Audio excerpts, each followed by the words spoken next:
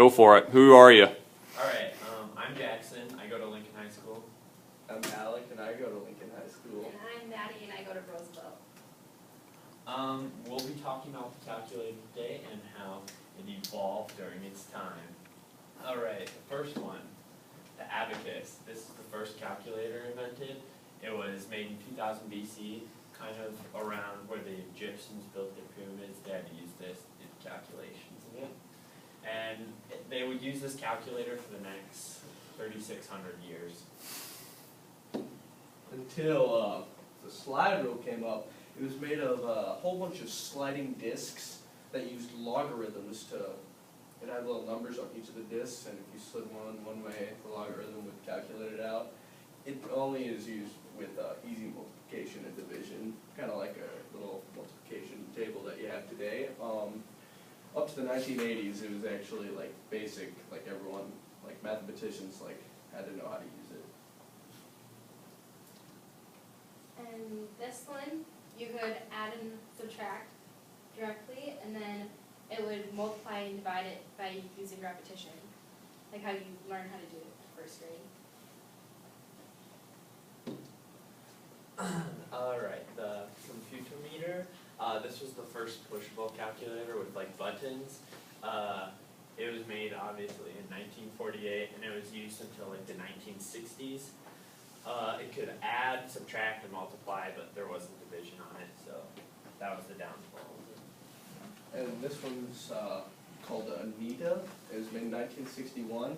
It was the first all-electronic calculator. It used cathode ray tubes, and it was illuminated by a 12-tube display. It sold for about $8,000 today, of today's money. Back then it was like $2,000. And the T64 was the first calculator to have the square root function, and it was one of the first ones to be small enough to hold in your hand. And this one you kind of might recognize. It is the TI-80, one of the very early versions of like the TI-84 and the TI-Inspire. It's designed for students and it's used for graphing, calculus, and algebra. This is our cited, and this is a timeline of like all the calculators ever made. Ours was just a simplified version.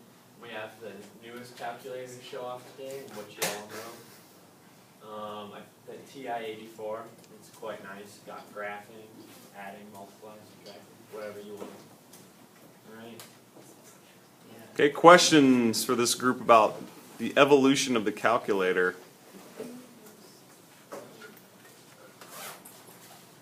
What's this or this one? Yeah, this, that's an Inspire. I just can't afford that right now. Wasn't in the budget, huh? Do you know much about the changes that went from like the TI-84 to the TI-Inspire? Like what were some of the big changes there? Did you guys look at that at all, or did you guys... Color display? Yeah. Okay. I know it's easier to get around where you have to know all the commands for this one, but the other one it just shows on the screen where to go. Yeah.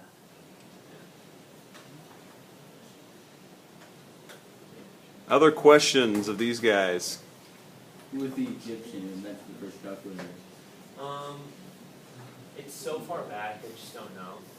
But they know it was used back then, and you just gotta like slide the beads. Smart man though, I'll tell you that. So that first one that you said was $8,000 of today's money. Okay, so like you said, it was worth more like $2,000 back then, but who used it then if it was $2,000? You know, it wasn't used Probably universities. by only important people. Yeah. Mathematicians. Engineers like us. Yeah.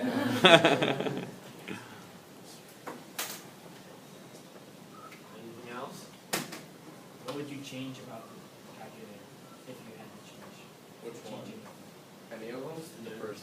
What do you Newest think? one. I put some fun games on it. Like Pac-Man, Tetris. I'd get a thing where you don't even need to push buttons, you just think of it and they'll show up. I would put it so you could enter numbers into the table and it would figure out the function for you. Ah. Anything else? All right, give them a round of applause, please.